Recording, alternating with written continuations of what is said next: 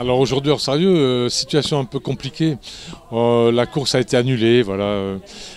Après moult discussions, elle a été annulée suite à des complications dues à la situation actuelle. Voilà.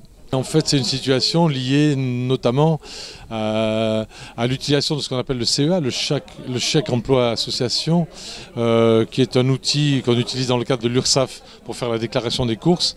Et ce CEA génère des documents tels que le bulletin de travail, le contrat de travail, le bulletin de salaire, pardon, qui effectivement posent certains problèmes d'ordre administratif.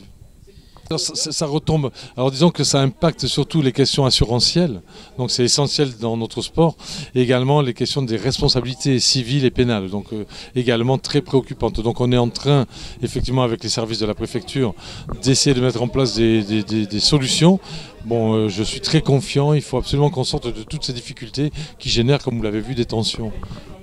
Oui, alors chaque écarteur en prenant sa licence effectivement bénéficie d'une assurance, voilà, prévoyance.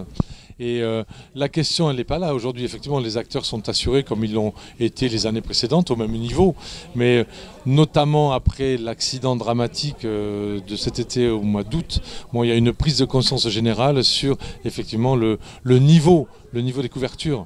Donc aujourd'hui, une fédération comme la nôtre, qui défend un sport qui comporte effectivement des risques, c'est pas un secret, doit se pencher sur la question de l'assurance de façon à offrir à ces sportifs la meilleure assurance possible, évidemment. Ça passe notamment par les GAV, les garanties accidents de la vie.